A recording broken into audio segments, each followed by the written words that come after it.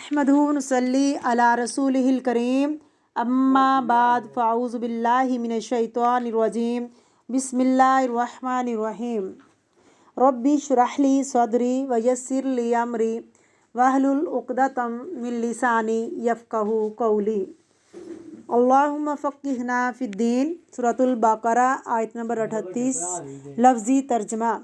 قلنا کہا ہم نے، اہبطوا اتر جاؤ، منہا یہاں سے، جمیعاً سب، فَإِمَّا پس جب یأتینکم آئے تمہارے پاس، تمہیں پہنچے، منی میری طرف سے، ہدن کوئی ہدایت، فمن تو جو کوئی تابع پیروی کرے چلے خدایا میری ہدایت کی، فلا پس نہ خوفن کوئی خوف ہوگا، علیہم ان پر، ولا ہم اور نہ وہ، یحزنون غمگین ہوں گے۔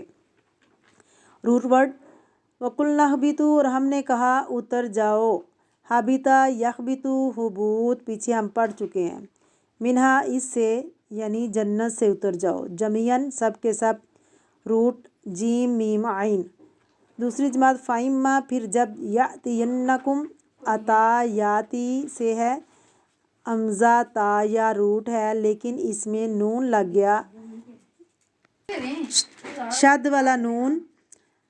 یہ اصل میں یوں تھا، یاتی کا مطلب ہے آنا، نون تشدید والا آ گیا، اس کا مطلب بھی ہے آ گیا، نون شد کا مطلب ہے شدت، اسے نون ثقیلہ بولتے ہیں، ثقیل ثقل سے نکلا ہے جس کا مطلب ہے بھاری، یہ لفظ کو بارا کر دیتا ہے، اس میں وزن پڑ گیا، یہ زور دینے کے لیے ہے، شدت کے لیے آیا ہے۔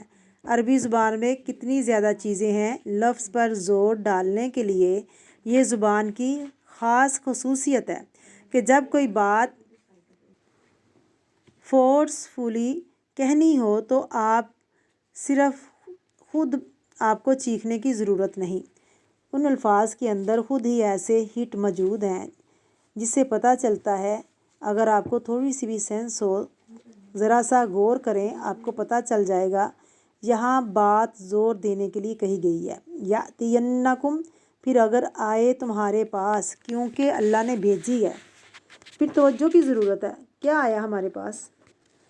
تاکید کے معنی، پائیدہ کرنے کے لیے آیا، منی میری طرف سے، من یا ہدن کوئی ہدایت، فمن پس جو کوئی تابع پیروی کرے، تابع عین روٹ ہے، اردو تابع دار یوز ہوتا ہے، خدایا میری ہدایت کی، خدا کے ساتھ جب یا لگا ہے، یا سے آج بہت سے لفظ آ رہے ہیں، یا کا مطلب ہے میرا، فلا پس نہیں، خوفن کوئی خوف، علیہم ان پر، کن پر، جو ہدایت کی پیروی کریں، ولا ہم اور نہ وہ، یحزنون غمگین ہوں گے، حزن غم، گریف، حازانون روٹ ہے، حازینہ یحزنو کا معنی ہے غمگین ہونا، پریشان ہونا۔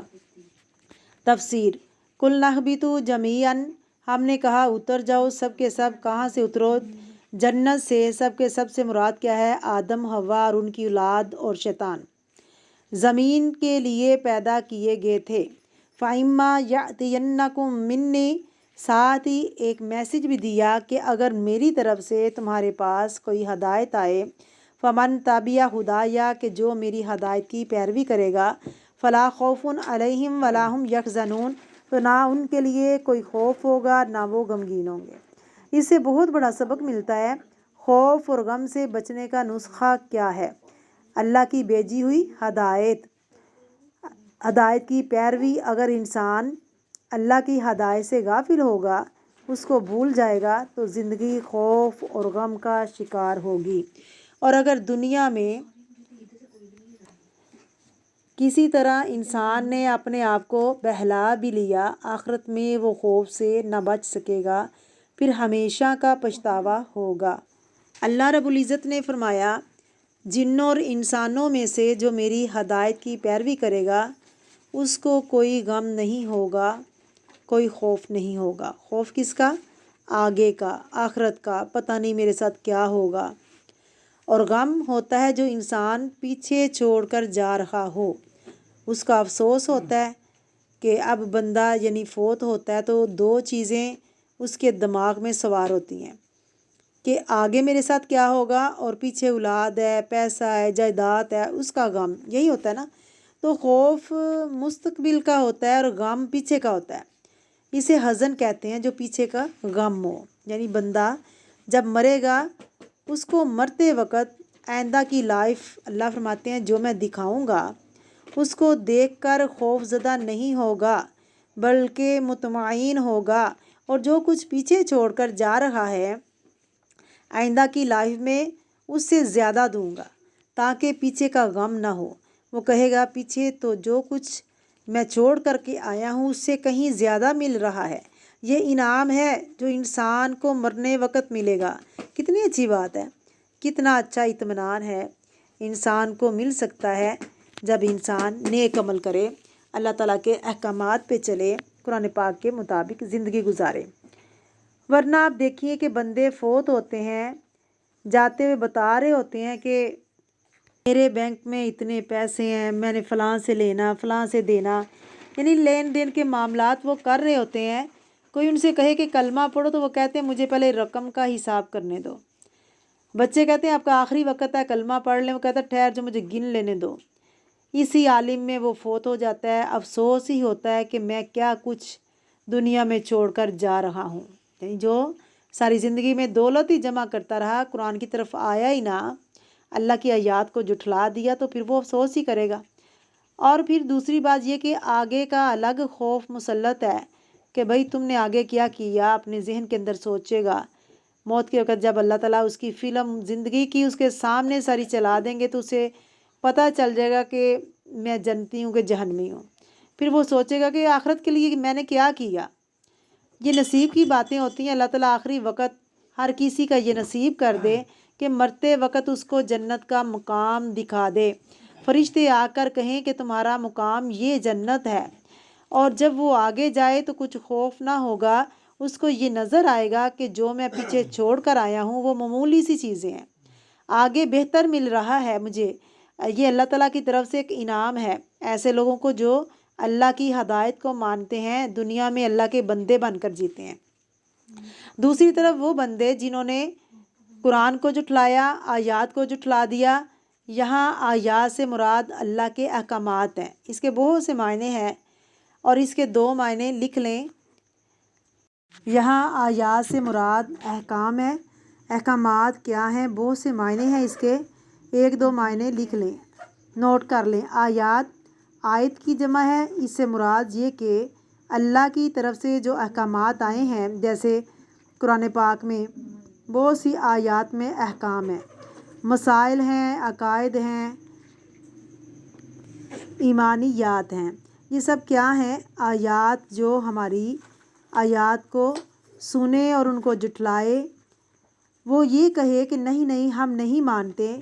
اس کا دوسرا مطلب آیات کا معجزات ہیں کہ اللہ تعالیٰ کوئی کتاب نازل کر دے، چیلنج کر دے کہ اس کے مقابلے میں تم کوئی کتاب لاؤ، یہ رسول ہے، اور اللہ رسول کو بھیج دے، یہ بھی اللہ کی آیت ہوتی ہے۔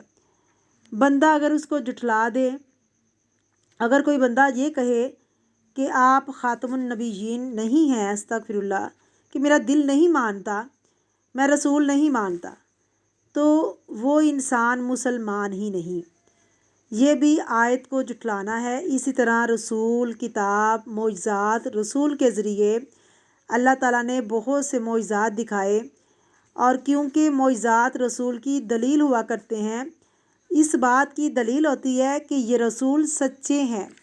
معجزات اللہ رب العزت اس لیے رسولوں کو عطا کرتے ہیں، جیسے موسیٰ علیہ السلام کو لاٹھی، عیسیٰ علیہ السلام کو بھی، اور نبی کریم صلی اللہ علیہ وسلم کو بھی معجزات عطا کیے تھے۔ ہمارے نبی کریم صلی اللہ علیہ وسلم کو ایک معجزہ اللہ رب العزت نے یہ عطا کیا کہ آپ نے انگلی کے اشارے سے چاند کو دو ٹکڑے کر دیا۔ یہ آیات ہیں، لوگ ان کو جھٹلاتے تھے، لوگ کہتے تھے کہ یہ جادو ہے، یہ جھٹلانا ہے، یہ جادوگر ہے، یہ بھی جھٹلانا ہے۔ تو آیات کا مفہوم یعنی کیا ہے کہ اللہ تعالیٰ کے بتائے ہوئے احکامات، ایمانیات، بندہ وہ نہ مانے، پھر اللہ تعالیٰ کی کتاب کو نہ مانے، جو معجزات ہیں ان کو نہ مانے، رسول یا نبی کو نہ مانے، تو یہ سب کیا ہے؟ آیات ہیں۔